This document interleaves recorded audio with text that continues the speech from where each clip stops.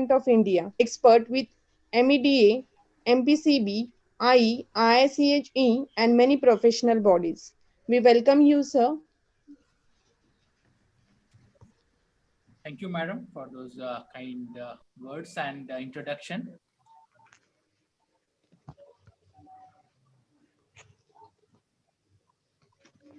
So Yes, yes, around 415 participants trying to get benefited from the pleasure of understanding on outcome-based education and particularly about learning aspects.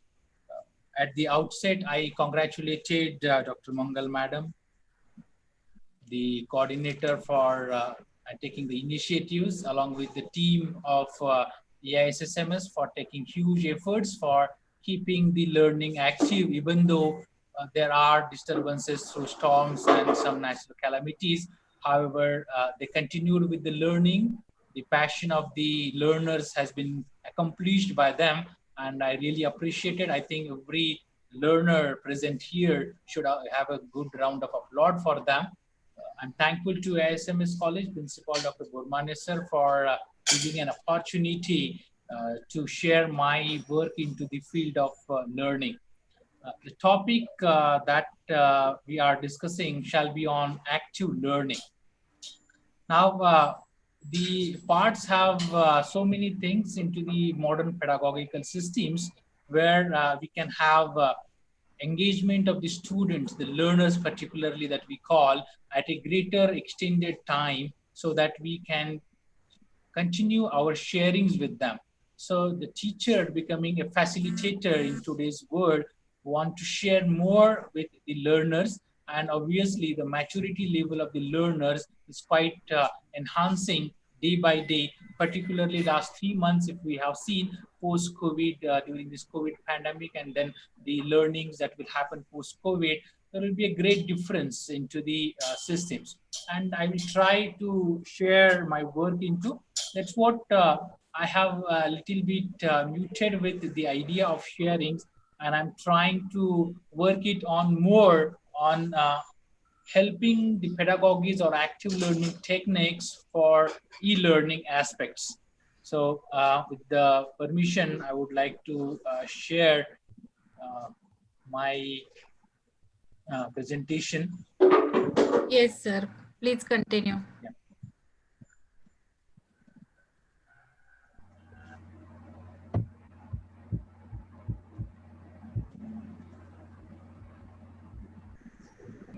Okay, I'm finding it difficult to open PPT. I checked, however.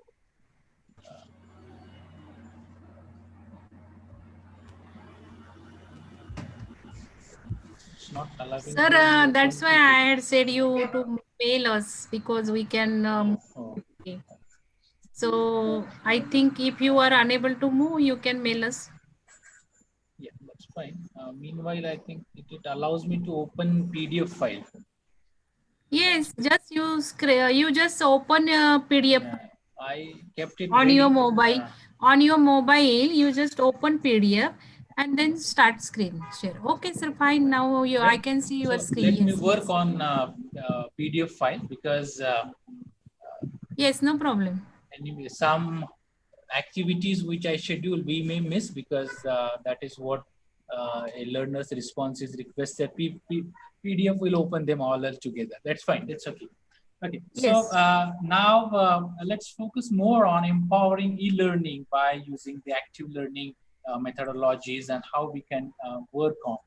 Now, today we will be shortly briefing on how active learning has been worked out, or people are trying to find out different ways to engage the students and learners in particular, what it really means by, what are the different cognitivism and active learning techniques, using them in classroom, designing the pedagogies for active learning, and the future trends that come up. I hope the morning session that we had one where we started working on how outcome-based systems can work on. So I find a learner being a learner into the outcome-based system. That let me present the outcomes of the sessions. What could be the outcomes by all fellow teachers and learners would understand after the session is reviewing the development of educational pedagogies in the context of Indian higher education. Specifically, I will be talking because there are so many efforts worldwide, they may not be that much applicable to the Indian context. And then moving from education 3.0 to 4.0, then how pedagogies can be quantified with facilitation of information and communication tools for online learning specifically, design the individual and group active learning pedagogies, which I shall share with you, that how we can do them in classrooms, how to evaluate them, particularly for flipped class, then create the mind maps as a part of active learning pedagogy. And obviously, we shall be empowering the facilitators or the online learners.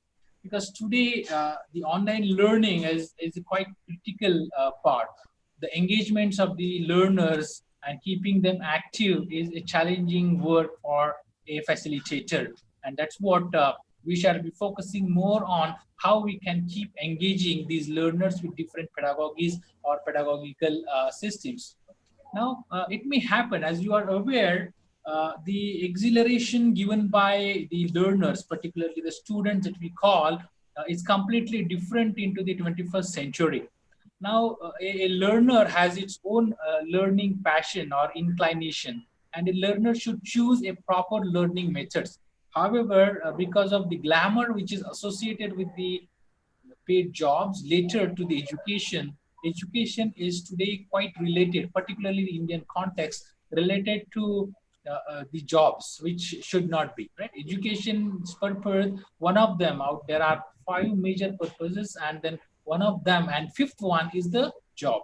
So we have to understand it. We are taking it in a wrong way actually, and we all being the learners should teach the students particularly that it's not, job is not the only purpose of the education. It is one way of livelihood, and that education should enhance it.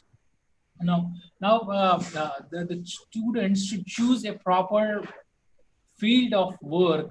That's what is important. It starts with the pedagogy, basically starts with choosing a proper way of functioning in the era of understanding where we are interested. This is not happening because probably the glamour associated with engineering, medicine, and laws and related aspects, we are unable to cope with them. And the particular tendencies that we call for a learner have to be identified, which is an important work. What are the 21st century skills those are required for a learner? These are fundamental literacies, the competencies, and the character qualities. So there are like literacy, numeracy, scientific literacy, ICT literacy, financial literacy, and culture and civic literacy, right? So that it starts with the fundamentals works. It moves on competencies where the skill-based education approaches, where we have a critical thinking or problem solving, particularly different pedagogies work on, like project-based learning, problem-based learning, or collaborative learning. And then we start with having a metacognition on the processes or systems. Very important one, which I always keep on sharing with my another systems of presentations, and on creativity, which is the versatile component of learnings. And that's the major thing. I hope last year everybody of us has heard, and then there is a lot of churning and discussion on Daimler Bain's saying, the president saying, and the recently the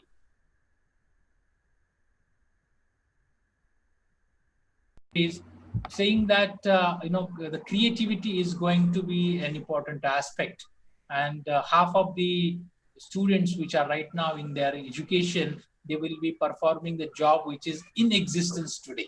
So we all have heard this, how it is going to come up, how different jobs are going to come up, and what will be the jobs vanishing, that we have to understand them. And that's what creativity is, the one that's only will help us all strive through. Yesterday and last 2 days we strived through the storm Nisar, right? We survived. Same thing is the creativity, that's only thing which will survive us all through the systems. Communication, it could be business communication, interpersonal, intrapersonal, and the collaboration that we want to come up. Particularly in pandemic, I'm basically from chemical engineering background.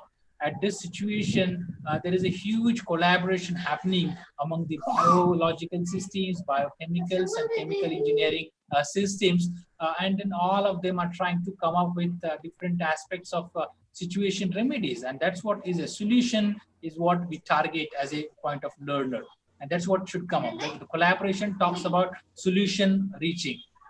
Numerals, millions of problems can be faced. However, those who could solve them, bring up with a proper, economical, affordable solution is what we want. And that's what the learners we want to develop. Whatever stream we are, independent of the stream, developing learners coming up with the solutions is our target as a facilitator. And then obviously the character qualities where curiosity, the initiative, the persistence, that's very important one, or perseverance, I will say, because most of the time the students almost are reaching to the results and then they leave. That should not happen. The perseverance should be an important aspect. We teachers also do sometimes, is that with some of the students who are maybe God gifted students learning at a higher pace, or some of the students who are unable to cope up with the pace and not being into the bus of the mediocre students, then we are trying to give up sometimes, and when we are reaching very close. So that perseverance quality, that adaptability, we are all trying to adapt to the situation. So we should not adopt, we should adapt to the situation, so that we turn ourselves into the directions we are moving. The pre-COVID, post-COVID situations, we are trying to adapt, we are trying to learn online, we are trying to enhance our sharings, and all that's an adaptability which should enhance further. Obviously leadership, the team AISSMS showing the leadership courage to come up and share the wisdom learned by the practitioners and bringing them to all the learners. That kind of leadership should be appreciated. And social and cultural awareness, new normal that we are talking in the present context. So all these parts are nothing but the sharings would come as a part of teaching learning process. Now, we should be very careful to understand that this teaching learning process should impart all these systems. Now, there are 9 generic skills which have been shared, and then it comes with collaboration, communication, creativity, critical thinking, metacognition, numeracy, IT, problem solving, self-management, and study, right? And a small caricature I have given why so important is it says that a friend shares with another one that I have taught the dog to whistle, right? A dog is taught to whistle, and the other one says that, oh, I am unable to listen his whistling, and at the same Sir, time the earlier one says that I sir, said please I have excuse me. taught. Hello, Yes, please please. excuse me. Somebody's background sound is coming, either yours or some co-host. Please check. Please check, unmute, mute yourself because background sound is coming. Sorry, sir. Okay. Yeah, so same request. Those probably who may not need, please keep your microphones off. Whenever you want, you can. One, I think there are many people who are raising, and the team AISSMS is taking care of them. So it says about I have taught. I didn't say it has learned, right? And that's what is happening. Is we are delivering. However, what is the absorption, metacognition happening with the students? Awareness about their own learning is unaware, and so these skills we are very important to work on, and that's what active learning all helps us all to do that. And this is what a small effort that comes up, which saves at the time.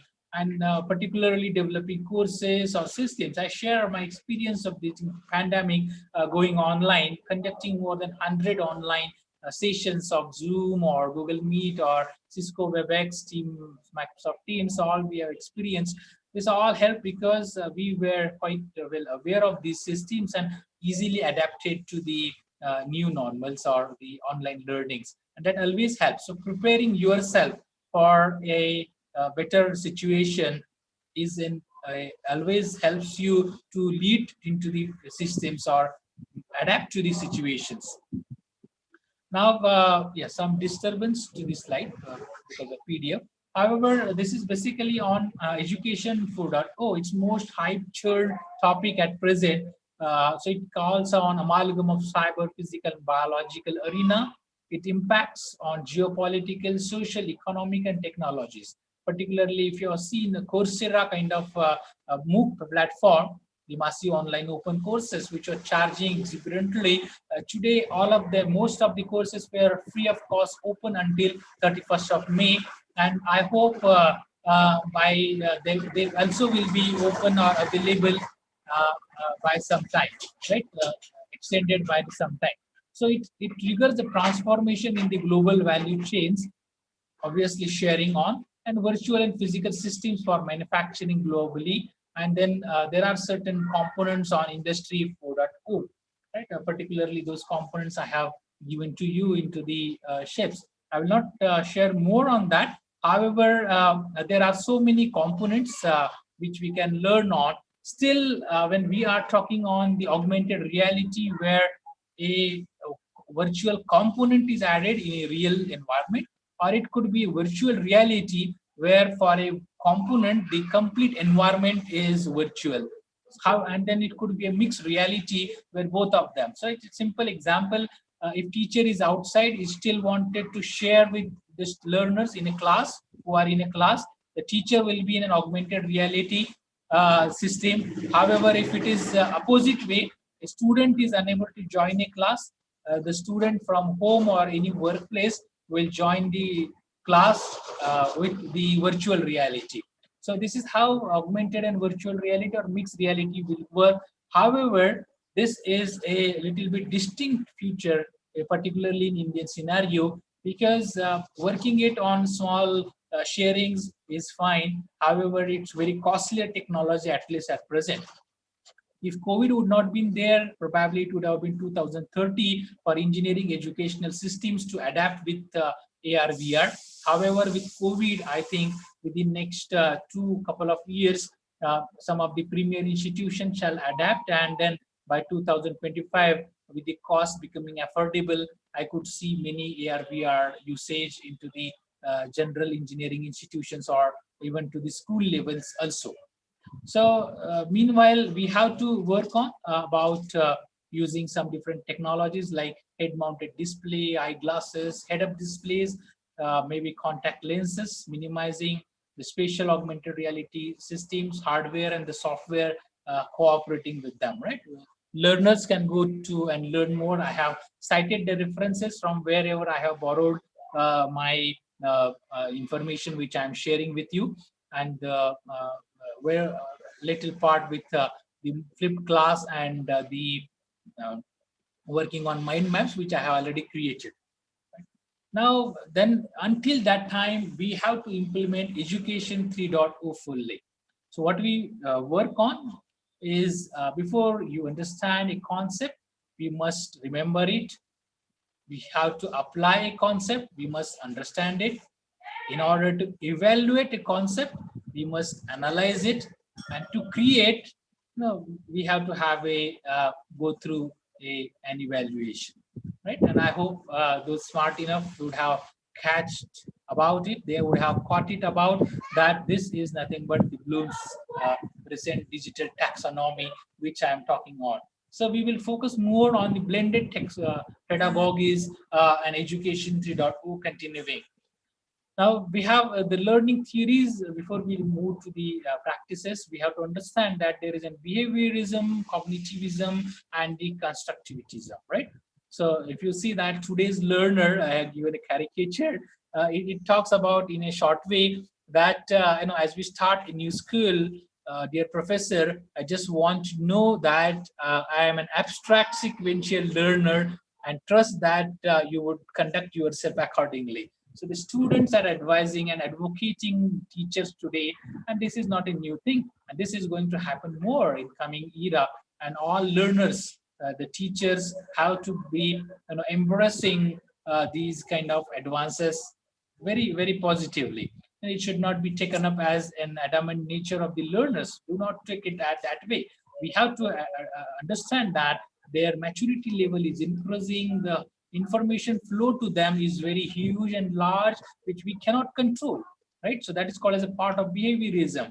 Then the cognitivism, that the thinking, brainstorming sessions we will be doing and understanding how we conduct, however it's happening to the systems. And then constructivism, and this is why it is so important, is the attention time, engagement time of a learner. If you work on the Microsoft survey, the school level students right now have an engagement time close to 3 minutes. So we teachers do not catch up the learner within 3 minutes. The students, the learners are roaming around. They are outside, they're at into their mama's lap in schools, or they are moving around in a movie theater, or they are on a digital platform, and physically they are in a class and we are trying to teach them, right? So they are not learning. And this will not be accepted in the new coming era. We all learners have to understand it. Please make it very, very one. No? We have to be sincere in our work. So the what kind of constructivism we can provide them, so that there would be an cognitivism, that is the brainstorming, and then there would be an improvement in the behaviorism. So this is a cycle that continues. And remember, if we don't work on right now by providing active learning systems, then it becomes a vicious cycle. The students don't work on, they do not submit assignment, they don't write examination answer sheets, midterm assessment papers are zeros. No, I have seen it being on a panel on AICT and in B accreditations or outcome-based educations. Then they are not thinking, they are copying, right? That's what is a, there is no cognitivism or new benefit from the students is not coming. That's one. And then behaviorism. So the students are not giving respect. Why it comes? Because there is no constructivism. So a teacher has to understand that we have to give them a program. It is very essential. It's teachers' inherent responsibility to give a good program to the student, the learners. Then there's otherwise we don't have any right to talk on the behaviorism, right? The students are not learning, they are not participating, they are not submitting in time. It may happen for a few because of the time domains, uncertainties, the connectivities, bandwidth, and so many issues. However, it should not be coming to the learner blaming them, right? So we have to get prepared for it. How a learner works on is, so we need to be an encouraging teacher. How we can become, we should give them sufficient time, defer the judgments. We should not be a judgmental one. Somebody did something before and maybe connecting or continuing the same should not happen. So we should not impose judgments. We have to show real interest, right? And this all comes without spending time. My fellow teachers might be thinking, oh, we need to spend, well, we have to complete curriculum, we have to do so many other non-curricular activities, accreditations are there, all rankings are there. When to do this? We don't have to spend too much of time on that. And that's what I'm suggesting all the time. There are so many pedagogical systems. We cannot implement all of them at once. Make it sure, right? As a learner of pedagogy, as practitioner of pedagogy, I share with you, we cannot implement them all. There could be some of them which even I shall be discussing, would have been discussed in earlier sessions. Do not try to attempt to implement them all. We don't have that much of time. I agree on that. However, many of them we can easily implement, right? And there is no too much of time spending. Little bit extra, which I have shown you an ant doing a little bit extra, right? We should not go towards miles of them, little inches at our own pace, right? If we move on, that is more than sufficient for all of us to develop them. Show the real interest. Accept child's decision. Child could be a grown-up adult, even teenager, student. The challenges that the child to try out with the new ideas, right? Sharing. We have to be optimistic about the outcomes, what is coming. They will not learn, they will do that. So we have to understand difficulties coming and impose the solutions on them. However, be optimistic. And I've given the word realistic. See learnings in mistakes. Do not try to stop them. Particularly, many of the places they are trying to work on the learners coming up. And it's an active learning. Remember it. What I'm saying all is a part of an active learning. Then there are open-ended questions. close-ended box or in-box system, out of the box system, and today we are saying no box system. No, whole horizon is US. You can put up them, encourage, right? Their learning, the follow the students' interest, and then value creative ideas, which is very important. If you go to the NAC criteria 7, even the institutional values or the values given by the teachers to these learners, by the learners to the institution back, by the learners to the society, they all are valued. So this is so important for us to be a practitioner of an active learning. What are those ways? There could be research activities, games, case studies, discussion forums, debates, simulations, investigations, sharing assignments, projects, project-based learning, problem-based learning, right? And it could be collaborative learning, right? The cohesive part that comes up, peer learning, peer evaluation, that works in group work, and there would be some activities like virtual systems, etc. Right. So if you have given one where a student says that when you grow up, what you want to be, want to become, and the answer is awesome, right? And the teacher uh, degrades that it cannot be. However, why it cannot be, right? That could be one. It should not be a profession. I want to be a doctor, an engineer, a practitioner. That could not be. It's a profession. So what you want to be an awesome, we have to encourage this, right? These learning activities come particularly to the engineering teachers who are there in this platform, or particularly higher education 12 plus. I would like to advise them all that we have to understand what is the bringing up of the school growing children right now, which I shared. 3 minutes to 7 minutes in the high school level students is the attention time. If you do not try to catch them up, if you are not able to engage them within like 7 minutes, you lose them. And remember, the coming era is not allowing a teacher to lose them. No, you cannot think of like I will come permanently continue in the profession if I am continuing with the same approach, right? So I have to be very diligent into what I am sharing, what I am provoking the students, right? And it happens, and that's what I suggest. Don't do that. There is something which is coming today, that people are sharing their experiences of the employee training and trying to impart it as a part of a classroom learning. I request every learner, please segregate them. Then there would be team building aspects given by the professionals as a training to the employees. For example, teachers or the employees into different companies, they are trained to work in group. That kind of activity is, to that extent, is not required for the learners in the up to higher education, right? So we should be trying to differentiate among the team building activities and then the active learning activities, which anyway team building is a part of it, however, which we can implement into the classrooms. We have to segregate them. Whatever are realistically implicable into the classrooms, doable, only there we should try. Otherwise, we may end up in a mess where there is no sharing of the knowledge and wisdom particularly. And we may share only information which is not NOT capital bold underline expected from a facilitator today. So there has to be wisdom sharing by a teacher, by a facilitator in today's era. Right? Now, let's quickly go through who have given. So the knowledge structures, which talks about the sensation, images, sights and sounds, feelings, actions and ideas.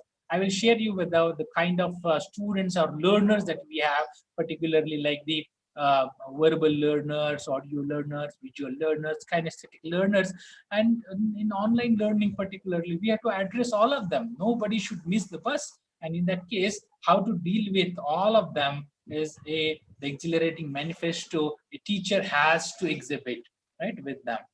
So very importantly, knowledge is constructed by the learner. Don't say that the knowledge is what I am giving. I am developing a knowledge, which is a wrong pedagogical term. The knowledge is constructed. The knowledge exists in the mind of a learner. Now it is constructed by a learner. Every learner is different. Every learner's mental schemes, they are different. Their knowledge cannot be transmitted as a whole. what I have, I cannot transmit it its complete level to the next. Similar way to the all the students, right? Their psychological systems that they are, that has to be a different one. And then the knowledge must be one to by the learner on the basis of their experience, right? So knowledge is constructed, and all we have seen is the Maria Montessori, who have given the method of education which is characterized by emphasis in self-directed activities. And today we are all talking, that's what we call as Montessori classes, named by the great work she had laid down. And we are thankful for this motherly figure, right? And that's what it's a mother's boon given or benediction given to all the learners. We all learn from the primaries, pre-primaries, and primaries. So Madam Montessori, we should be thankful and express our gratitude to her with this mother figure. The cylinder blocks the seriation that comes up as a spatial intelligence, and that's what is the same way a knowledge is constructed by a learner. This we have to understand.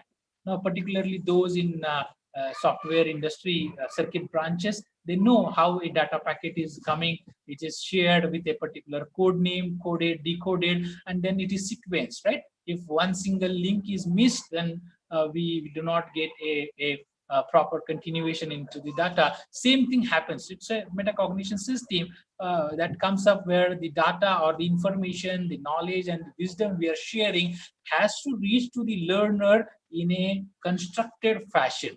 This is very important. I'm sharing something arbitrary at a certain location, and I expect the learner to grow on that way. It may not be possible. We may not become a good teacher. We may have a huge wisdom with us. We will be unable to share that wisdom with the learners. We will not be able to construct the knowledge. So it is a failure. So individual highness of the knowledge of a person is of no value if it is not being shared with the learners properly. And that's an important aspect we have to learn on. It cannot happen. One may be a very fantastic researcher or a person having a cognitivism, however, is unable to share as a teacher has no value. It could be developed as a part of a book, and then somebody else can interpret it and transfer it as a part of wisdom. So it comes up with multiple intelligences. So whenever we are developing active learning techniques, it starts with the multiple intelligence given by Howard Gardner, and based on that we call as kindergartner. Same thing that comes up, Gardner's technique. It starts with linguistic. It could be mathematical, right? It could be the different ways multiple intelligences that comes up. However, it could be a biological, musical, interpersonal, intrapersonal, right? And then we have to understand them, what kind of actual learning actually I am devising for a given learner. So it could be performing arts, it could be the science or engineering, it could be law, it could be pharmacy, it could be the circuit branches which are developing their own active learning methods based on multiple intelligences. This is very vital. If I am developing them, I am developing an improper content for the learners. The learners will not be able to accept it.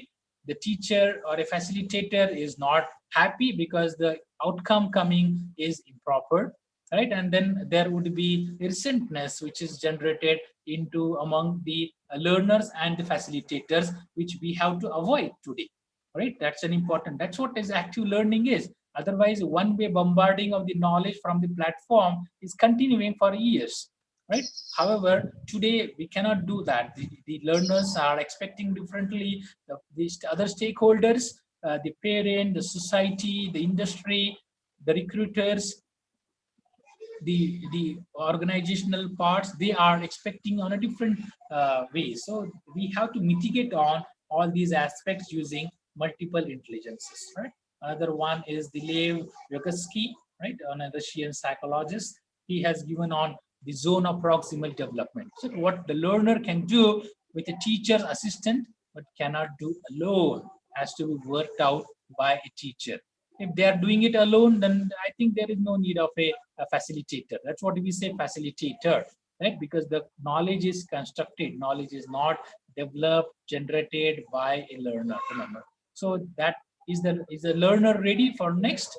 If it says yes, then we should go further. We have to move further. So this is called as a real-time feedback system. So I have to assess them, how I gauge them that the learner is able to learn, right, what I am sharing, not to the full extent. I already shared. Complete extension is not possible, right? However, to the great extent, right, the content should reach to the learner. The content should able to have a metacognition, brainstorming on a given system, right? So the Michael Brody active learning. So what he has given is a student centered, raising the motivation of the student, organizing a classroom. That's very important one. Otherwise, I've seen many teachers helping into the pedagogical systems, trying to spend a lot of time with pacifying students, or scolding students, throwing some students out, asking them to do something, sit separately.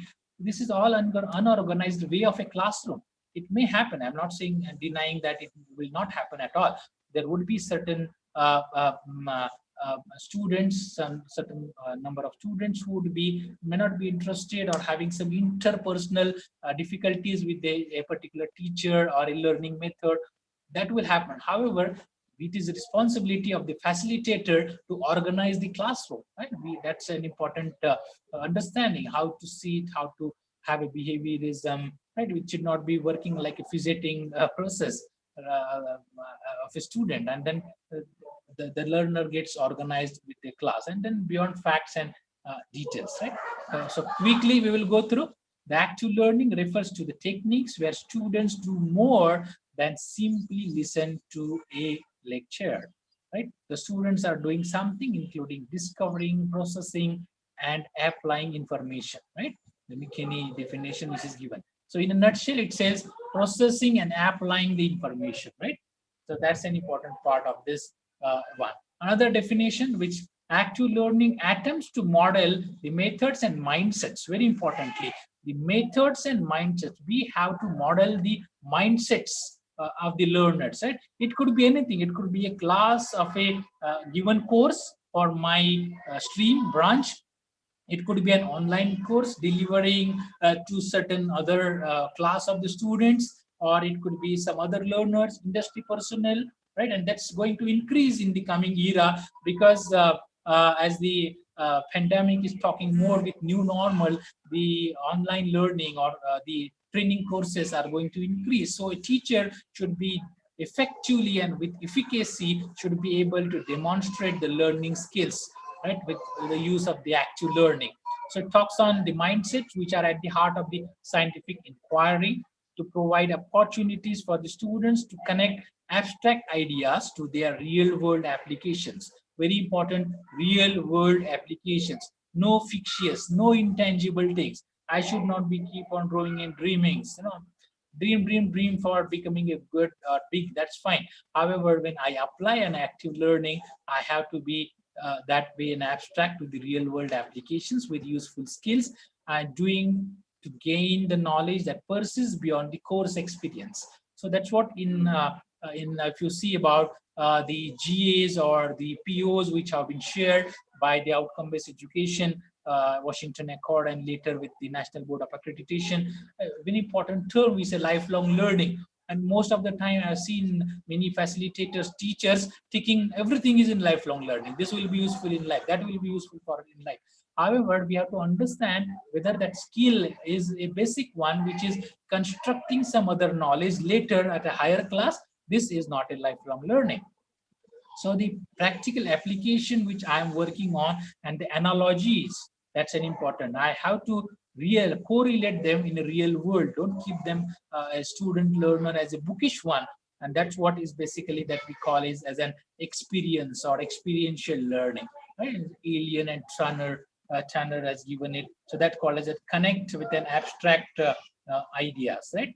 And then it comes up on the stimulate thinking, a recent one by the Brody, which I have shown. Active learning is composed of a student-centered environment which raises the student's motivational level to stimulate thinking and go beyond facts and details. So I should not stay only with the information or the the empirical values, right, which I have. So active learning basically talks on the empirical. It doesn't talk on the only being into the only cognitive systems, right? So it says stimulate thinking, right? It is another way of saying Carson's one, or motivate the students. Now let me come how different methods can be used in a classroom. As a learner, how can I implement them? So it calls on like cognitive strategy. So decide on how the knowledge gets developed, constructed, cognitive domains, the metacognition. Simply, metacognition is the awareness, self-awareness of the brainstorming or thinking. Right? What I'm doing, how is it useful? Every learner has to understand it. And I will suggest what I have done in flipped class. I will share with you that it's going to be a completely different paradigm shift. You change the pole. It's called as pole vaulting, right? Previously a term was there in education called as moving from industry 1.2, 2.2, 3.2, 4.2. Similarly with education 3.2 to 4.2, it's called as leapfrogging. Today we say it's pole vaulting.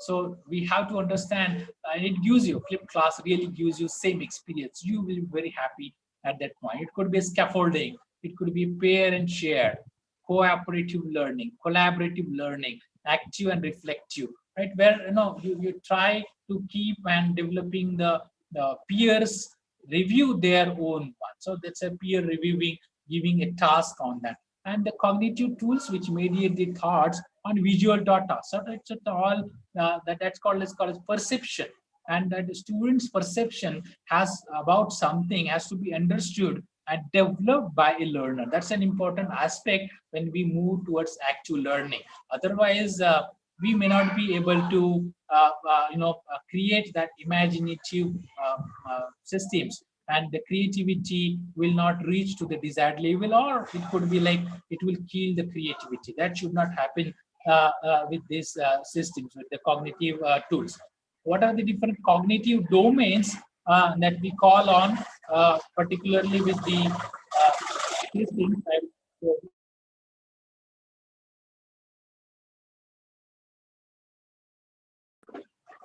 So the knowledge, where it could be an empirical, or it could be a psychomotor, it could be a conventional, affective, and then it could be a rational one, right? Important one, or some of them will be on narrative. It could be conceptual, it could be received, or cognitive routism. Why I'm sharing with you, we have to develop the different active learning pedagogies based on the different systems, right? So these we have to first understand. Empirical based basically talks on like learning experience wise, right? It's not on a thought experiment. For example, Albert Einstein, right? We know, everybody respect, right? Starting with understanding, has not worked out on a single practical experiment, no empirical knowledge. So it's all on a cognitive basis knowledge, right? So thought process, thought experiments, all of them, they have worked on. So it could be on a similar basis. There is nothing wrong in that one, right? Then the first strategy which I'm giving you, sharing with you, is on the oriented strategies where attention is drawn to a task. So all learners should draw to a particular attention of the students to a particular incident. It could be inquiry-based learning, or a certain student asking something on a relative domain of the discussion. You take the thread ahead. Do not keep it on. I always keep on saying in a classroom, suppose I don't want to address it, or this is going to be addressed in a short while, we call it as like I'm going to keep it in a parking space, and after some time you invoke it from the parking space. It respects learner. Respect, remember that a metacognition, self-awareness of a learner, that my discussion points are considered. So you are giving a behaviorism work on that. So attention is drawn to a task, then elaborate on that, expand through the target by adding to it, right? So the information which we possess, or it could be gaining from some domain cloud, that we need to elaborate on that. Transformation, convert the information to be more easily understood fashion, right? So we are coming up with developing a strategy. And then there are mnemonics where we relate a word or a phrase of the information. That means what? We are trying to relate that's what called as an analogy. So an existing experience shared by somebody, or a newer knowledge body contributed by a researcher, anything that comes, or a regular phrase which we have, that basically calls up or works on in a given system. Now, this is more important after the developing strategy. That's called as a metacognition, awareness of a self-critical thinking. Right? I'm giving some 5 seconds to focus on it. Right?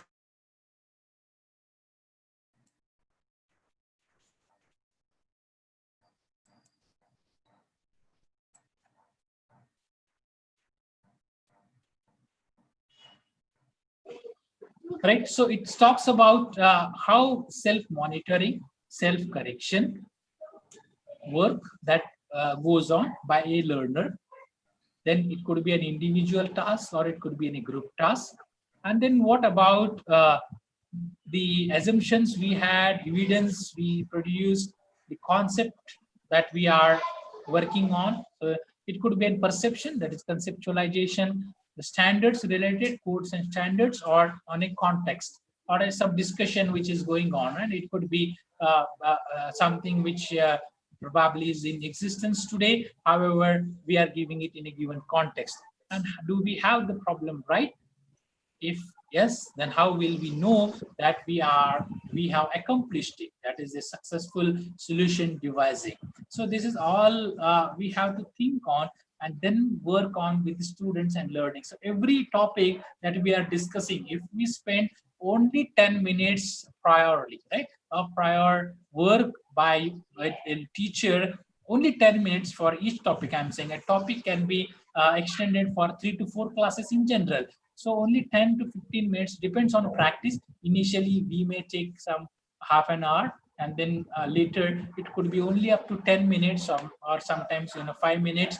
I have experienced it, like after you experience it for a year, 2 or more than that, even during there is an evidence or incident, right, invoking inquiry learning.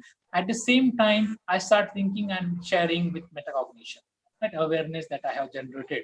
So it is one that comes up after a practice. It's not necessary on a day one. We should be. I always hit the term. People share industry ready on day one. There is no necessity. Every industry is, or rather a company in a given industry sector is different. Right? Industry ready is not really a proper term, because the company's philosophies, their safety practices, operations, all are different. Right? We cannot term them. It's like asking the elephant to fly. Right? We should not do that. So how to do that? Now that was what I had shared. Now let me share how the second active learning technique comes for individuals, and then later I'll give you for the groups. It could be minute papers. Minute papers is briefly expressing in 3-4 lines quickly, right? That's what during this online learning last 3 months, I shared that with the minute papers, right? Quickly, and ask them to put them on a few examples of the videos, put them on, and quickly share with them. Right? This is how I worked on, and I assure you, share with you that it was very successful. So it could be it could be writing activities like an assignment. It could be the muddiest point, right, that we are discussing. It could have been effective response, right, which we are sharing on, or asking the learners to provide it, right? That's one. It could be writing a daily journal, a journal of a gratitude, for example, for being a good human being. Everybody should practice of writing a daily journal. Right, 3 good things you have done. It could start with a blank page and move over. Same thing. What practice I have done in active learning every day? I just write 3 lines or 3 bullet points. Nothing more than that. Yeah, 1 minute. So if we do that, it gets practice. It could be reading quiz. For example, I can see that a quiz or a feedback is being shared. So same thing, a quiz can be shared during a class, or every class, or maybe after 2 or 3 classes, at least 1 week, we can have a quiz, right? That's one. It could be a concept map, which I'll be showing quickly, or it could be drawing or poster creation, and it could be a scaffolding activity, that one, which I have elaborated. Scaffolding is a new term, so I'm elaborating on that. How it comes? there is a base where there is student knowledge, right? Where what the student can already do, which is seen there. Now there is a new task that student cannot complete on his or own. Right? So this new task of a student. Sort करून द्या. मला येत नाहीये करायला. ते कसं करायचं ते तरी सांगा. कारण कसं आता ते So the new task the student cannot complete on his or her own, where the teacher or the facilitator or the instructor comes in. That's called as a scaffolding, right? And then the student's new knowledge, where he or she can have a new performing task independently. So what is a facilitation required? It could be like supplying some more information, knowledge, wisdom, some tools, some simulations, right? Video-based, do-it-yourself kind of systems, right? All of them. So that can be a work given by a instructor. And one full class, at least after one module or one unit that we call completion, I request each learner, each teacher to spend at least one class where you can have a scaffolding activity or some other active learning methodology that we can work on, right? And this is what we have to learn on, how we can share with or work on a given process, right? Thank you for the greetings. This is a concept map, mind mapping. I will share it little later, not right now. Right? Then it comes on the group learnings right now. Individuals we have seen. So it could be think, pair, share 2, or it could be more 4 to 5, 1. Generally you can practice of a column of a class benches, right? All or one or odd even numbers, right? Into the roll numbers, odd numbers, even numbers, right? Even assignments I have practiced on odd numbers this assignment, or odd numbers up to 10 this, and even numbers this. So with the 60-65 students we have to give some 10 questions. However, that really works on, because that completely prevents copying, right? So you ask them to perform or practice the actual learning. We ask them to develop metacognition. That is a success of a teacher. It could be a brainstorming of an incident, right, on or a given topic that works on. Playing games, I think somewhat difficult. It could be once in a term, that is okay, because that is more frequent for employees, team building in employees, or there are some promotions and appreciations, or the annual performance appraisals, and those performing good or even poor, they are given with some team building games, more prominent into the domain of teams. However, limited applications into the classrooms.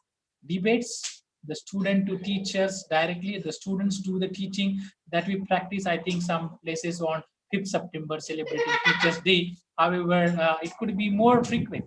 Remember, it could be more frequent that the groups are one. That's called as a part of a collaborative learning.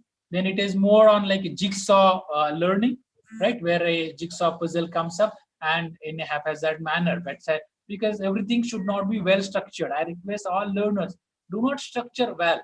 Even sometimes later, once you start practicing, you will implement it without thinking, right? You will not decide it. It will not be a pre-decided before you enter the classroom, online or a physical classroom, anyone, and suddenly you start practicing an active learning because you have imbibed it.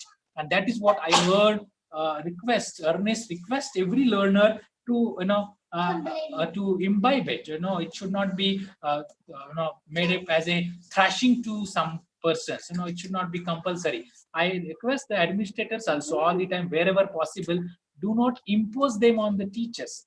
Every teacher will not be able to do everything, or the same thing cannot be used. Anything, there has to be a freedom and liberty both, right? So limited freedom. So the teacher has to decide, and if the teacher is deciding, that's an empowerment of a teacher. There is a responsibility with the teacher, right? So that's what we all should be able to embrace, that responsibility into the same one. So how to do that? Before that, what should be my objective? That should be increase the students' participation, students' engagement. This is very critical today. And I share with you, my dear, with the camaraderie, that this is going to be very, very critical in the coming days, right? The students' engagement is going to be very challenging. We all talk on don't be in your comfort zone. To come out the comfort zone, what is to do to come out the comfort zone? Is this learning or practicing active learning? Remember, it could be garnering some more skills. I accept. Later I have given something, one slide I am sharing. However, students' engagement is going to be very, very particular. Pleasing students or being too much strict. So all that will vanish in the coming times, because when you are in online, particularly, you cannot has an unnecessary pleasing with the students. You cannot do that, right? So you have to be wisdom sharing, practicing active learning. Only then you will be appreciated by the learners. Otherwise, there would be a distinction coming up into the coming era. What it was like in 2005 or after the 2K, that those who have computer knowledge will called as a literate, right? Illiterate and literacy. Same thing is coming in teachers. Practicing active learning and non-practicing active learning will be the same thing. Pre-COVID, post-COVID challenge. Remember it. Less lecturing by the instructor and working more with the students, invoking them to participate into the class. And this is what you bring them into the class. Remember, I always keep on saying, bringing your learners into the class is the most challenge for you, my dear friends, right? And this is, you experience it, and you will second me that yes, it is the real one. Today, in a regular class, we are not paying attention to that. This will not be the same situation in the coming era, right? And the higher level of thinking which we need, right? And if the Berkshire, the 1990-year-old person's wisdom is correct, then 50% of today's learner will be doing the job which is not in existence today. If it is so, then in that case, we owe more responsibility. There are chances that many of the institutions, organizations will vanish. They will not sustain, right? So it is for the self-sustaining of a teacher that we adapt, right? Don't adopt again, adapt to the actual learning pedagogies. How do we do that? First step is design a cognitive routine. That is, cognitive is brainstorming, thinking, right, on a knowledge constructed basis. Say, second step is select an actual learning techniques, which I have shown you on a group. It could be an individual, anything that you want, and you choose anything. It is, you are the very one who can do that, right? So do not get imposed by, and do not compare yourself. I have seen many teachers preaching, don't compare others with others, and they themselves are comparing. They are jealous of somebody else. Practice yourself. Why don't you do that? Practice yourself. If you do that, you become the nirmohi, remember, right? You go away from the temptations and start practicing it. So that's called as choosing your own actual learning method, right?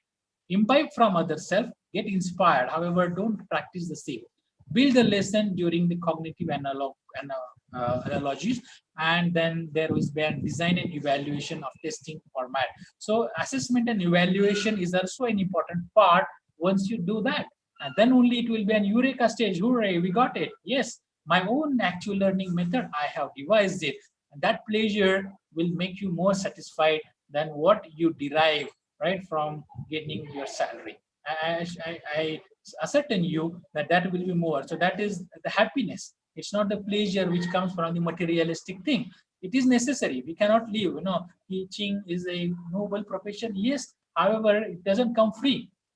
The instructor has to be paid properly. That is important. When the value will increase, because presently instructors, all teachers are looked at their price. The price is the salary, right? So don't keep with your price. You have to have valuable. Your value has to rise. It will come when you practice the active learning. You are respected by the teachers, the cohort, or the learners, particularly, not only in your school, your college, your domain, outside the world, right? It could be interactions outside the world. one. I particularly like there are some participants coming from abroad in this same session. Why it is happening? Because we are, have a particular active learning method device, and they are more interested. How to develop the cognitive routines then is utilize a person's memory, right? So on that, jigsaw puzzles or some other way, the crosswords or mess up words that we are practicing, same thing, demand the use of inductive reasoning. I'm not touching to these parts because with the time and extension of time, it will be too much of extension. However, we have to understand on the inductive and deductive learning. All we practice is a deductive learning where I'm not taking out any kind of remedy before it happens. And whereas then in inductive, where I am getting a feedback on the learners, not only on the learning, it could be an evaluation basis, my methodology, the content I am using. And it happens that many a time that when we start teaching, there is a new knowledge body added. And we don't do that. And the learners have some information and they're be fumble. Right? So that should not happen. Even if we do that, active learning makes you that much of compassionate to accept the students that they may be having some more learning aspect in someone. Everybody cannot be perfect. And I always keep on saying perfection is God's business. We are human. To err is human. So there would be errors. We will not be perfect as a teacher. So then these 62s are 120 eyes are looking at you, right? You have to be that much confident by practicing the actual learning systems.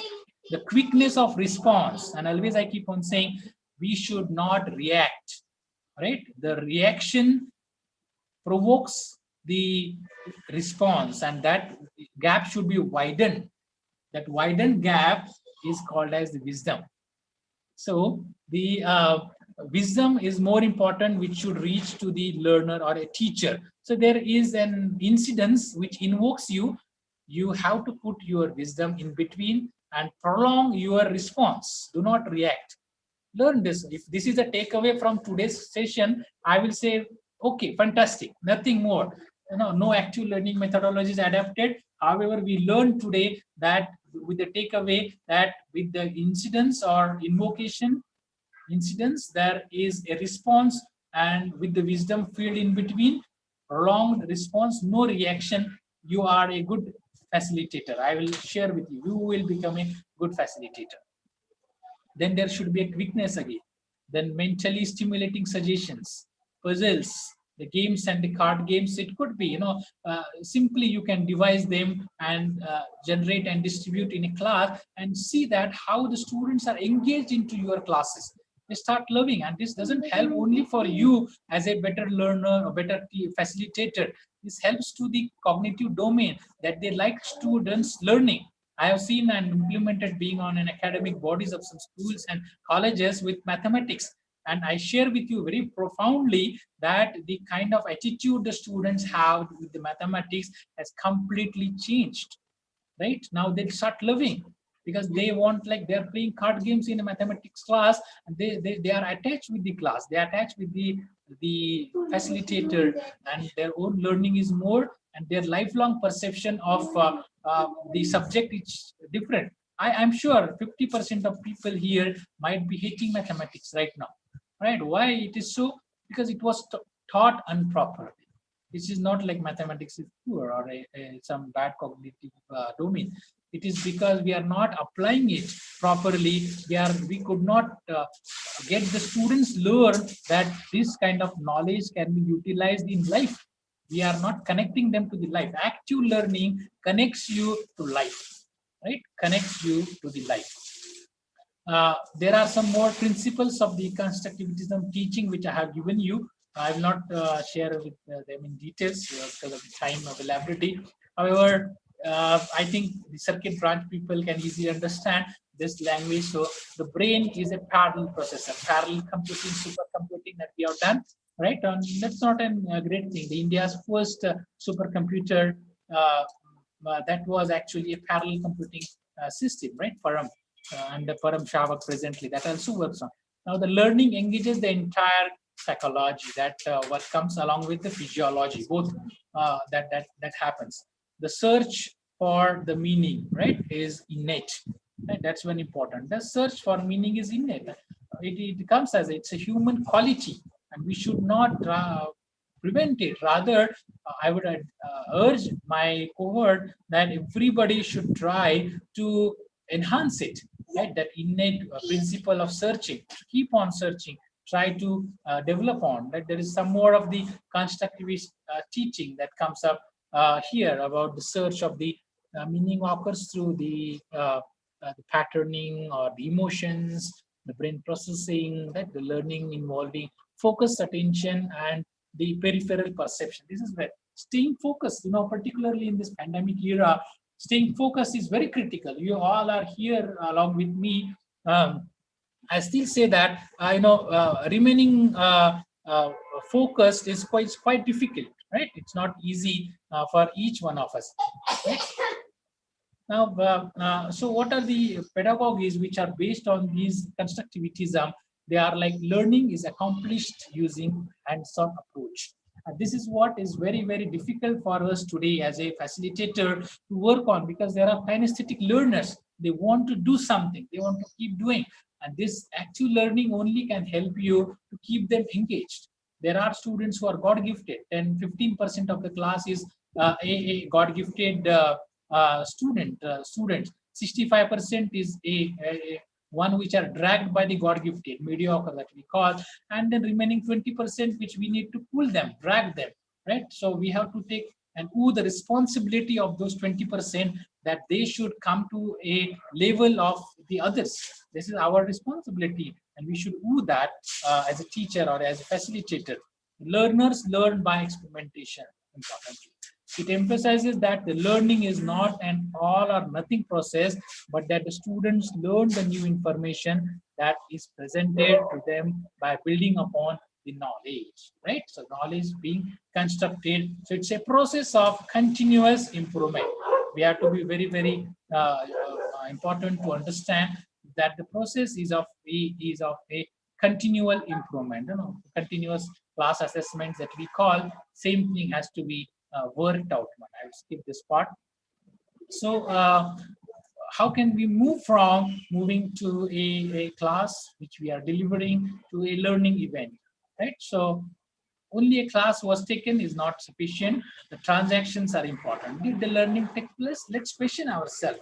Did an interest in more learning take place? This is more important. So what I was doing in a class, that has done. I am sure what the phrases I'm using, many of you might have, those interested with innate nature might have started searching on Google, right? Or started learning on more on that domain. That's what is called as whether you provoked learning more into the given domain. If yes, we are successful. Did the learner learn how to learn? This is very important, right? And that's what a knowledge finally gets constructed, and then their responsibility is over. So this distance doesn't matter, right? Whether it is an online class or physical class with some do gaj ki duri class, right? So that's not an different thing which is keeping us ourselves away from the learners. Sometimes people always practice that. Some teachers, they said that we are always keeping the distancing from the learners. That should not happen, right? So the distance should not matter where we are. It matters what we share and the relationship that a facilitator has with a learner. So this part is very important, because like an emotional quotient or the intelligent quotient, IQs, and the one, there is an ELQ, the e-learnability quotient today, right, which is very vital. And if we, each one of us, have to deal with this one, right, today or tomorrow, right, today or tomorrow, anyway, we have to deal with. So there is a continuum of ability of approach, right, that is coming, and there is a 10-level learnability change model which has been worked out, who are the learners and how to work on them.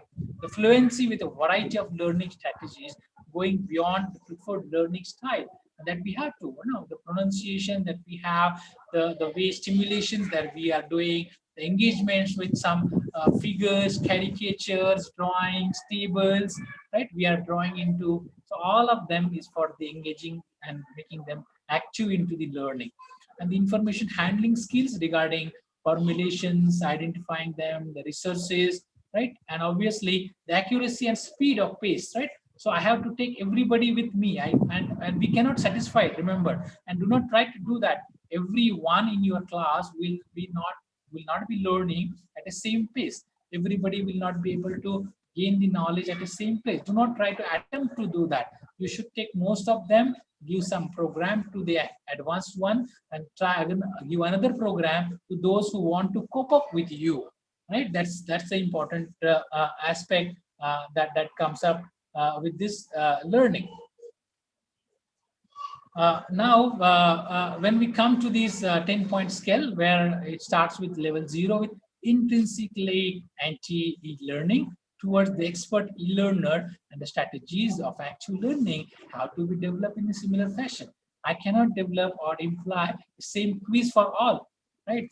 For instance, so in a class, when I want to judge the learning abilities, I can develop it. So what I can do is, like, the JEE mains and JEE advanced. So same thing, those who are advanced, I may put up another quiz which I practiced and received very fantastic results, because when I declared in class that 9 students out of 67 are into the advanced one, which based on the merit I have selected, and they have attempted another quiz. Next time I could see that there was an interest of many to be into that advanced class, right? Which is not one. And somebody in advanced class today will go down into the intrinsic anti-learning, because it depends upon the psychology of a student or a learner on that day at that time. Somebody has some difficulty and some problem, or some quarrels, or some noise disturbance, and that a good student also goes down. So it's not a particular stamping of a student, right? So the numbers change. It's not like a same student is in advanced or God gifted category all the time. The student may go in a unlearning or non-learning student category on a particular day. So that day's performance is important for us as a facilitator. So it goes to the expert e-learning systems. So there are some objectives how to develop. So you have to, as a teacher, develop a lesson plan. We can see how to create a lesson plan, how to engage them in a course, right? What are the teacher's role, the purpose using the actual learning, and how to apply them into the given aspect. So I'll skip them quickly. The first, second, and third levels, which I already shared, I'll briskly go through, where we have, because the animation is not there, so it's working like this way. So define learning objectives. Once we define the learning objectives, then we go to the evidences of the learning and assessment tasks, right? Both, because I have to devise a plan of assessment and evaluation at the time I am devising a learning methodology, remember it, right? And accordingly, rather, it helps the reverse engineering to guide me and develop a cognitive system which can help me to define and learning pattern, and then plan learning experiences, right, which we want to give to a given system. So the same thing which we'll be giving.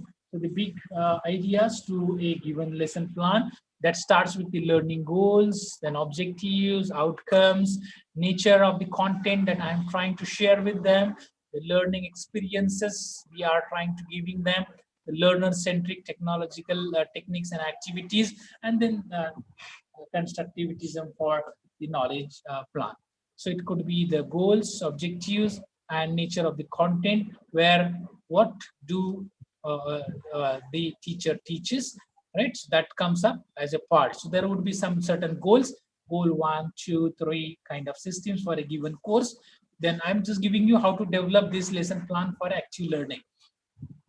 Then there would be objectives, like it could be like concepts and skills, right? So where they want to learn on, and the skills they would be developing on, and then would be the main idea behind the concepts and the skills that a teacher or a facilitator wants to share with them, right? So how would you summarize this concept in a sentence? That's what comes up one. So that comes up as a system which you can easily find out about a learner-centric approach, right? And keep them. So there would be a current knowledge and skills that goes on a desired knowledge and skills, right?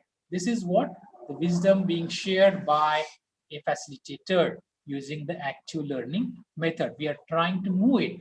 If we remain in the first knowledge, current knowledge and skills, it is not an interpretation. What I am doing, a book which is written or a journal article, research article, somebody has published in a cognitive domain, I'm just transferring it to the next. So I'm not doing a facilitator job. I'm not doing a teacher job. So a teacher today as a facilitator, a mentor, right, is a completely different role than what it was. In Indian ethos, we call this as a guru, right? So we have to be that position. Whether we are paid for that or not, we should be valued as guru. The price might be a teacher of a teacher. However, we should be valued at a guru, and that obviously will come up in a next course or duration of a system. It could be of a social. Let's put one. Uh, so yeah, this part which I this. So how does it help the students on information, right, sharing, and different people have their different ways with multiple intelligences, and that's what I initially showed you. Every teacher comes up in a different Gardner multiple intelligence, or a learner obviously comes, and so we cannot map. Remember, so there is another way of mapping the learners. And however, it is a little extensive one. It could be done for a class at once, not for a particular course. It is somewhat extensive. We can do it for a course also. However, a learner's mapping, if it is done, then we can come to the cognitive domain and understanding their intelligences and devise specific plans for those students who are God gifted, as well as those who are the not to the mark for a learning space. Yeah, so it's a dynamic process. It's a process which is changing with respect to time, with respect to utility of model, methodology, teacher, and then course, right? All. So it comes with loop completion with students, uh, uh, the existing knowledge that goes to the application. We receive the feedback, we get the questions, and then there would be an understanding. So facilitator works is for empowering the complete process. It's a multi-model delivery system with a knowledge which is being shared in an active learning process. So this is very vital, remember it. So we do, it could be like inquiry based or questioning one. It's not necessary that I work on problem based learning or a project based learning, always give collaborative learning. It could be one project once in a term, one few of the problems in few sessions, right? Or it could be one single collaborative aspect on for all courses. It could not be, it is very difficult to work it out on a separate course. However, other active learning methods you can implement for your own course. Nobody stops, right? And it's not time consuming. It will not require your huge time. It will not consume your family time for sure. Rather, it will help you because it will help you to deal with family members. It increases the gratitude, compassion, right? So all the values of a person also. So it's a personal ethical enhancement. So how to do that is, yeah, now this is more where we want to dwell, and I request each of the learner to dwell on that, because there are students who are verbal, so they are like, they want to listen more, right? They don't want to watch or view, read. There are one who are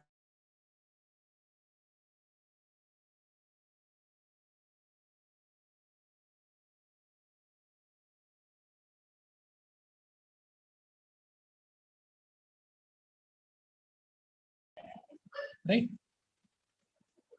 and later they become the real-time systems, or there could be kinesthetic. So what is mean by kinesthetic? Kinesthetic means that the want to do something, and that's what challenging. Active learning basically helps you to function and do more on these systems. Now, when we move further, that there would be something for I am giving you for each class of the active learning system. So it could be a visual person, right? It could be an auditory person. It could be a verbal person. So this is for visual instruction analysis. So what we can do is show the videos, demonstrations, the real objects, graphs, diagrams, animations and flashes, or use the technology like animations, simulations, 3D images, and the education 4.0 coming kind of thing like the AR, VR, where right virtual systems and experimentation the students can do.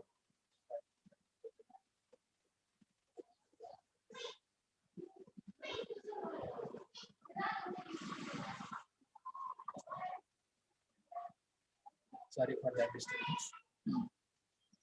So when we come to then after that come to social, let's say peer-to-peer learning, right? With students interaction, it comes up. So we can identify, let's say there are 60 students and you divide them each 6 in one group, and then there would be 10 points. So for example, literature survey, right? On a given seminar topic.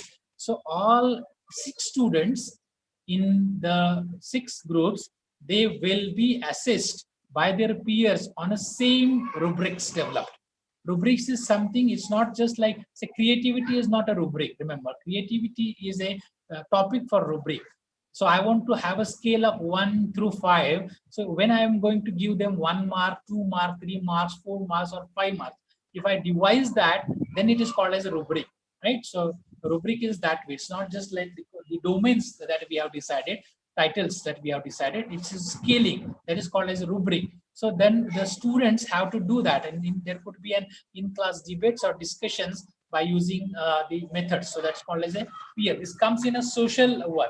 What we have already seen, that was on a verbal visual method, right? This one. Then there are more like verbal. So they want to hear like storytelling, right? Or it could be involving students into the story as a part of it, or teaching with the enthusiasm, or becoming a role model for them. It could be verbal, right? So this was verbal. Same thing that comes like adding humor, right? That comes up the systems, or it could be teaching in chunks, communication and their relevance. It could be learning on a social platforms like peer-to-peer reviews, right? It could be collaborative. That's what is part of a collaborative or in-class small projects, not at home, right? So bring them together in an jigsaw fashion or an arbitrary fashion, like in roll numbers, odd numbers, sitting on the same row on a given time, or on the same column, right? Anything on the same row or alternative rows. In that way, you collaborate them, and then work on to enhance mingling of the class. That's what is an active learning, right? It could be brainstorming, giving the topics, because why I'm suggesting them is these are all things which a particular facilitator can control easily. Classroom control, sometimes if you are trying to make role models or some other games, then it becomes very difficult to control the class, right? And then becoming them out of the control and bringing them in order is another task for a teacher. And sometimes as a human, many teachers lose their patience, right? Then that comes to another different one, where all the benefits we earn, merits we earn for the actual learning, they are lost if there are exchange of words, or some debating actions, or throwing a student out of the class, which highly impact the class, total class. So let's have it in order. Let's control it. So whatever we can control, let's implement only that. We should not try to being an atlas to shoulder the earth, right? So that should not happen at all the pedagogies I'm trying to implement at one time. So it could be a concept mapping, which I'll come with the concept mapping at a little later time. So this is very important, because particularly in online learning mode, the real-time feedback that comes up.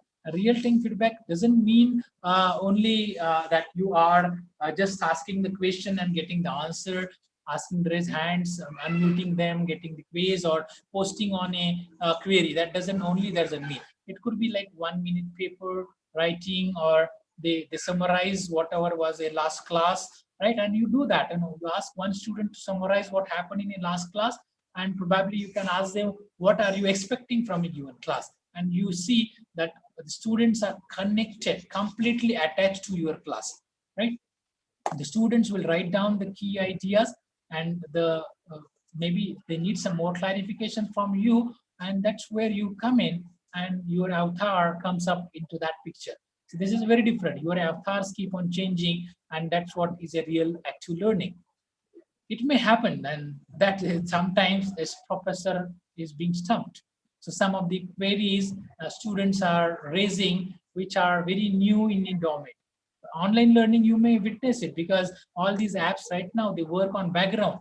So sometimes learners keep them in background, they engage in WhatsApp or some other messaging chats or videos or watching movie, anything they do, and they come back to the class without. That's what is the detaching attaching mode that comes up. And or sometimes they google in about some new term coin, and they stump the professor with a new content knowledge where we may not be aware of.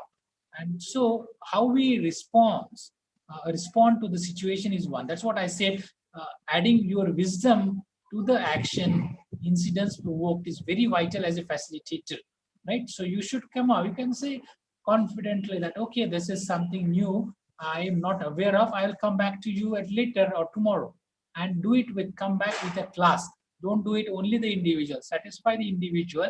However, come out in a class. This is very important, so that you enhance the confidence among the learners that my facilitator is capable of dealing with such stuff, right? So that is very important. You may not elaborate on that to that extent.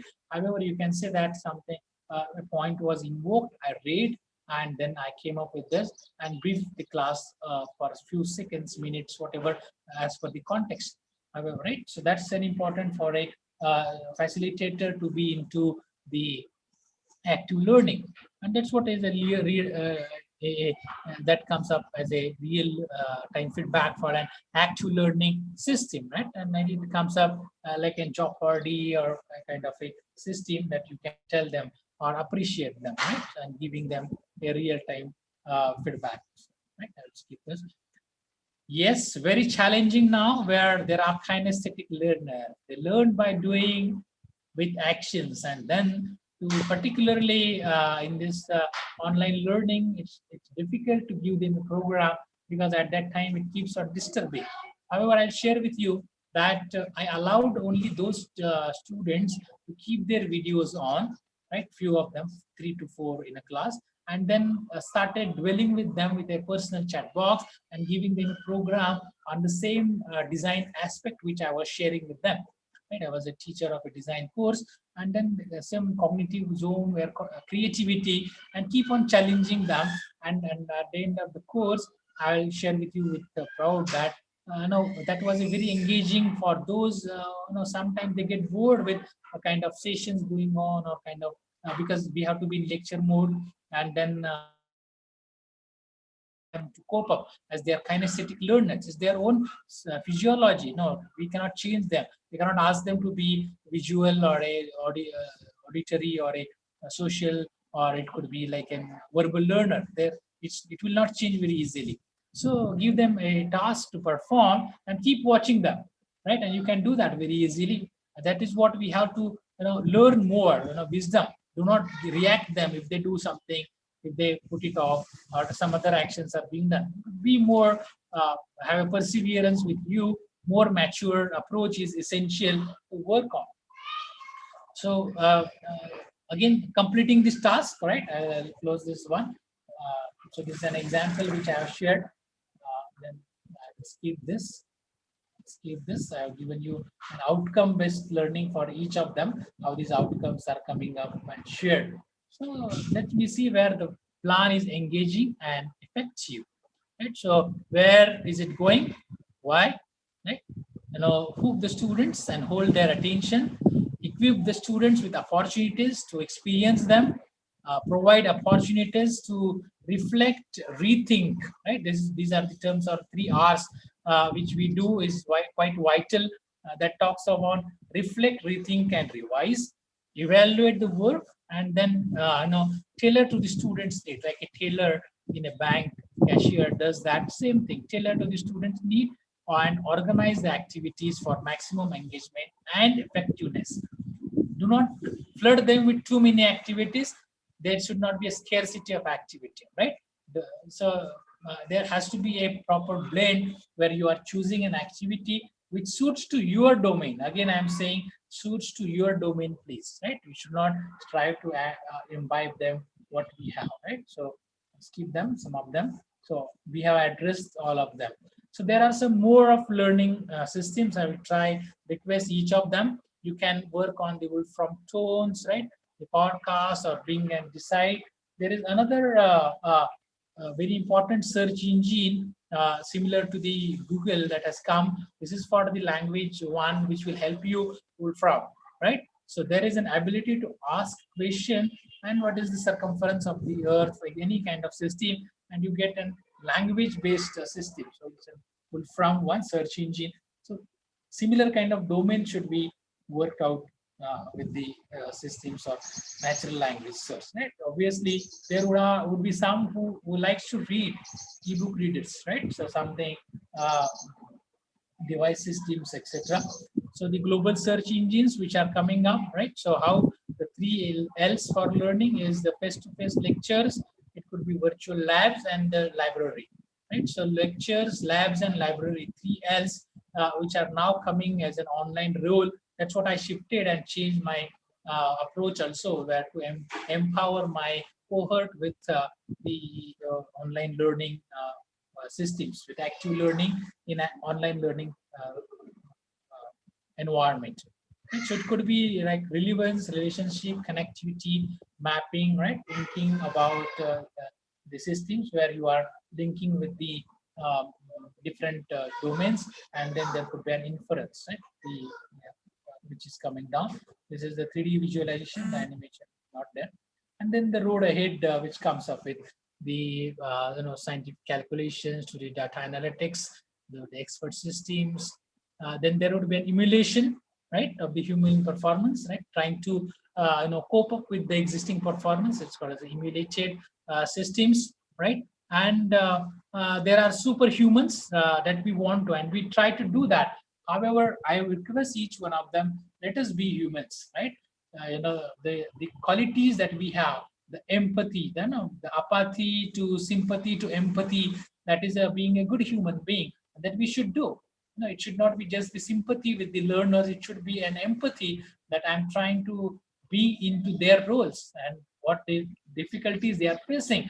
And each one of us, there are different difficulties for a facilitator. For example, the voice, reaching to the students, the voice modulation, some of them cannot do the modulations, pronunciations are different, the students may do some mockery of the pronunciations. You should be trying to take it as a humor, right? So I have seen that some of the teachers showing some caricature, which I showed many of you like this, and then the students laugh, trying to curb that. No, then why are you showing the caricature, right? It is to bring them into the class, try to bring the attention. Now the learners stay focusing onto the topic, and then you curb them from laughing. It's ridiculous, right? So we have to understand why I am doing an active learning.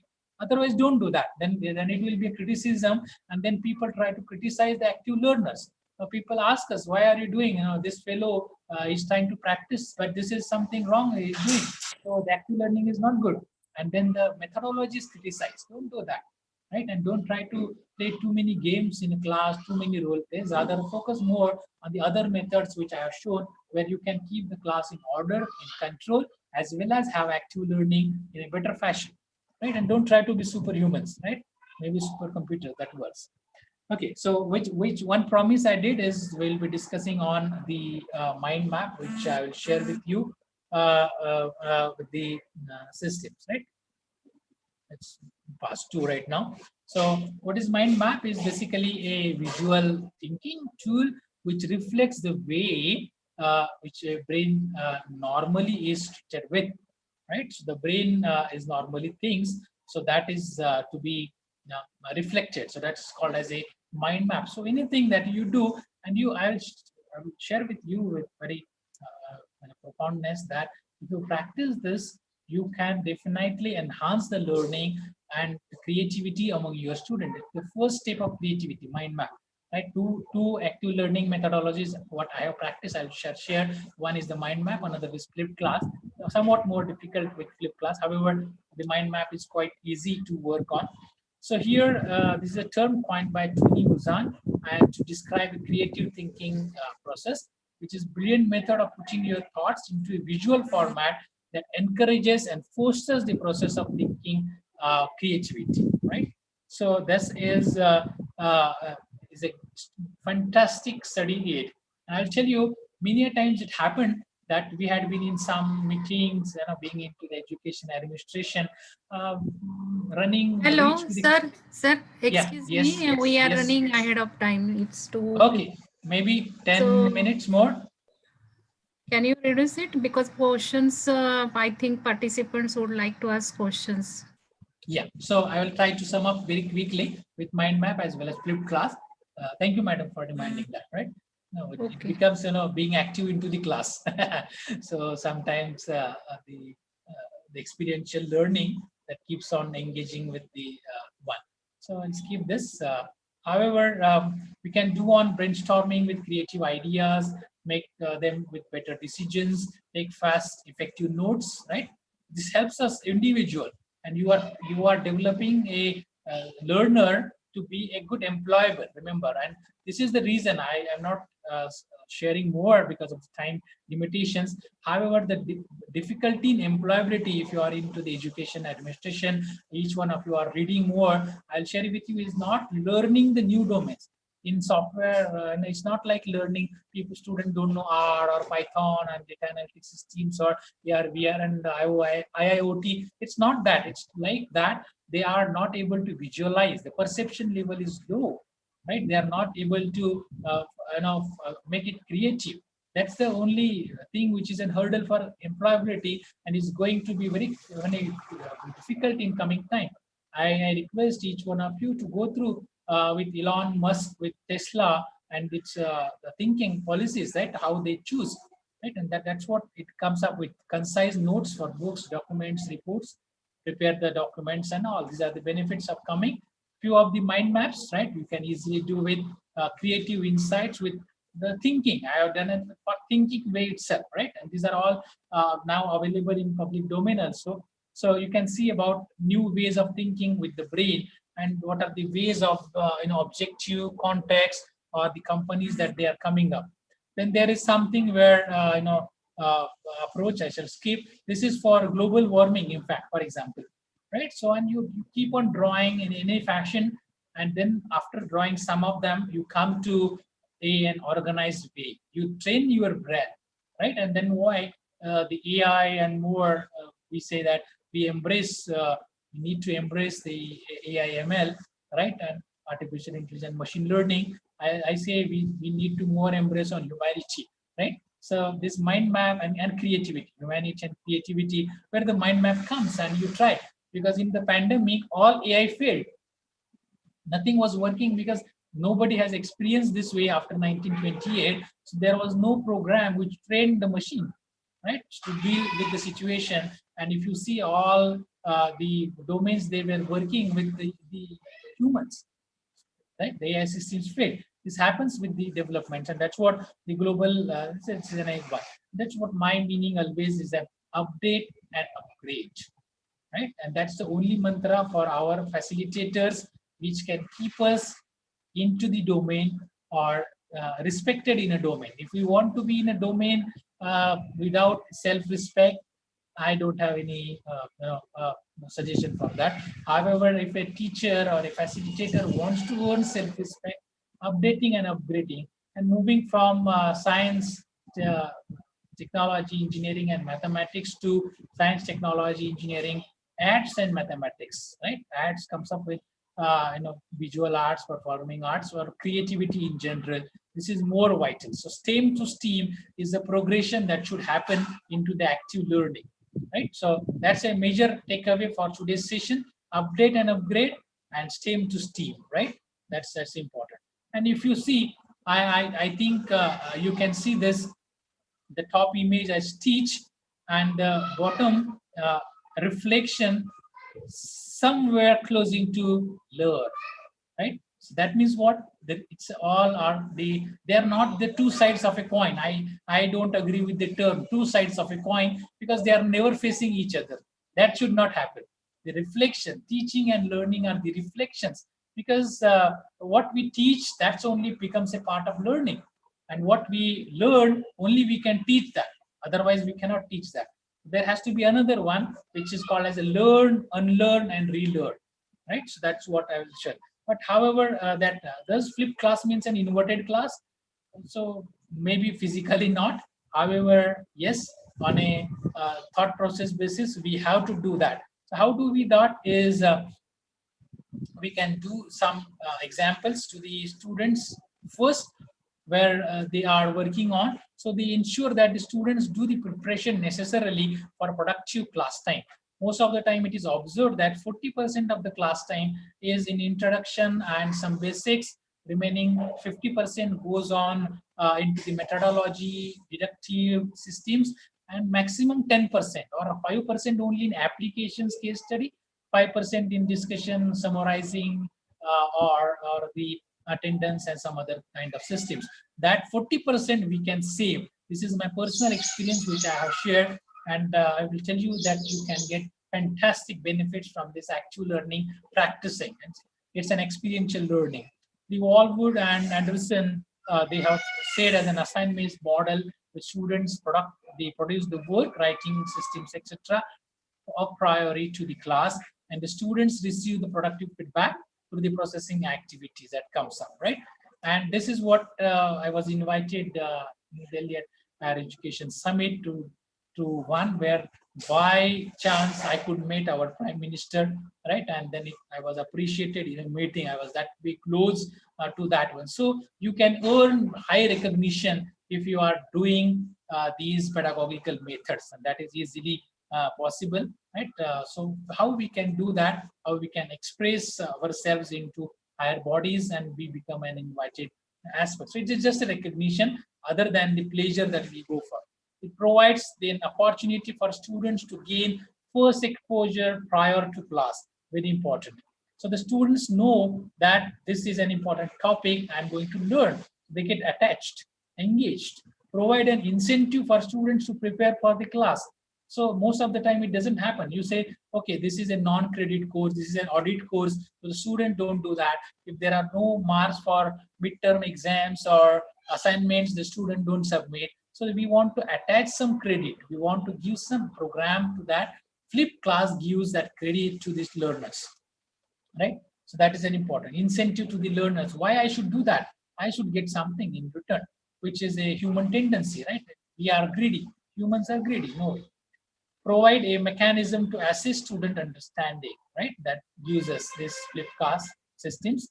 This gives a better who is a verbal, auditory, kinesthetic, social, right? We can know about our auditory. We know them better. We know the students better. Knowing your student better is a first work of a facilitator. Provide say mechanism to assess student understanding, right? So one, then the classroom activities that focus on higher level of cognitive activities, because then the facilitators cannot do that. We keep on saying time is not sufficient, we cannot complete the curriculum. Sometimes there are syllabi, right? There is no curriculum. So in that case, then we have to devise the curriculum and the content proper one with content beyond syllabus, the pedagogies. It's a huge task for a facilitator as a teacher with other the co-academic work. So we have to be very, very particular in with this. If we implement flipped class, obviously we get more time to discuss on applications and case studies. Then this is called as a metacognitive approach to the instruction, which can help the students and learners to do that. For examples I am doing, I will not go on because I wanted to have a poll quiz here. However, I will stop that to active and engage you because of time limit. I have to, being into the course of directives of the organizers, so I have to observe them. So I will quickly come up with. So teacher A identifies 2 videos on YouTube to the concept that the teacher wants to discuss during the next class. So teacher A then shares the YouTube link of these videos with all the students very in advance in the class. The teacher spent the entire time in explaining the content in the videos, so the students comprehend the concepts, right? This is the one scenario. Teacher B identifies the same two videos, then he or she could be then ask all the, I want to be, don't want to be a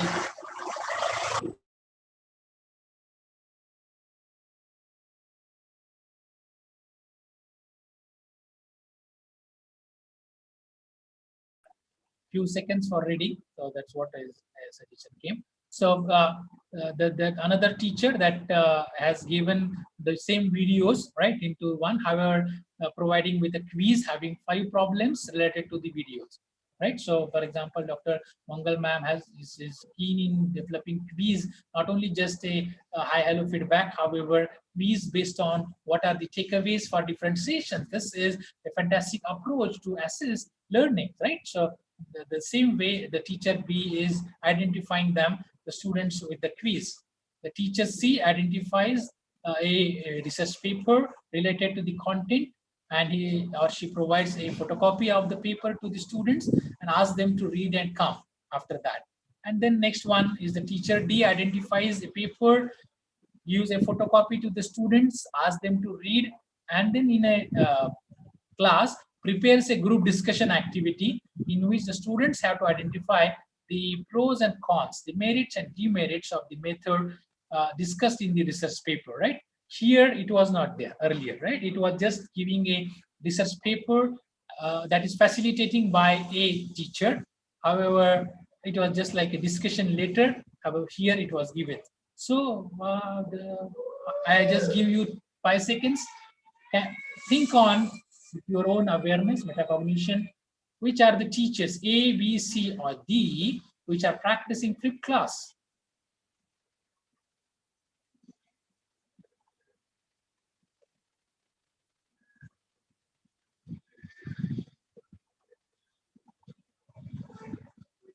Right? So let's think of that and work on that. Now, anyway, the solution is there. Teachers B and D, they are practicing the flipped class active engaging classroom methodology. And remember, it can be anything. Suppose you are using a LMS, free LMS, like Google Classroom, or there is a course networking, right? You can go and Google in course networking CN website, where you can launch your course free of cost. You can launch your, create a class, Google Classroom, right? With your Gmail account with Drive, and then create Google quiz on that one where it is secure, and you can assess them. These are one, or it could be MOOC or Moodle, right, which is a paid LMS, or there are many paid LMS learning management systems which are available.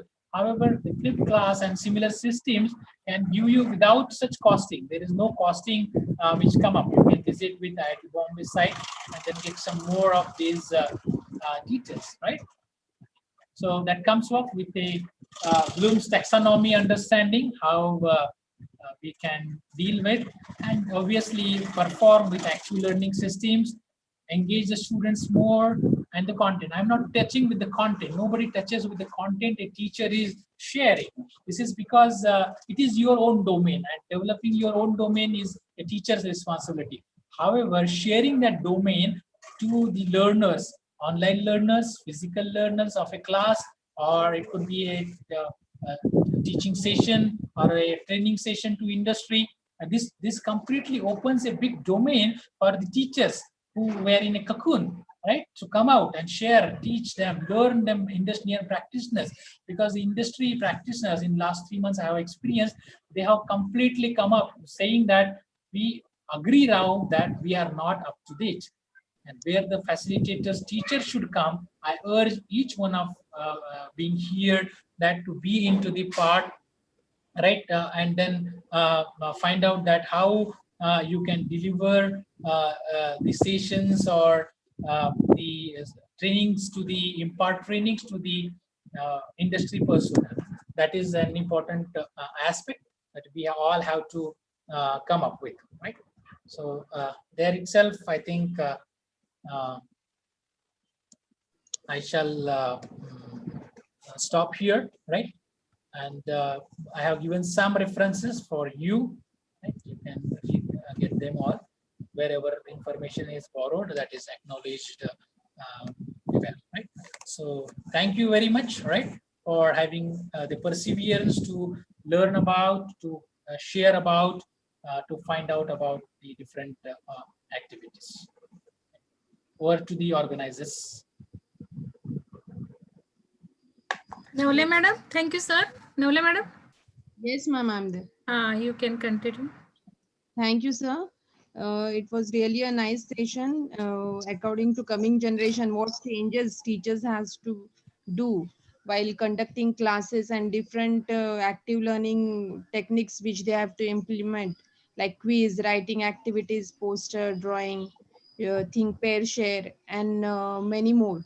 By which we can keep students engaged, and also how we have to do our lesson plan so that students will be kept engaging, and which will lead us to be a good facilitator.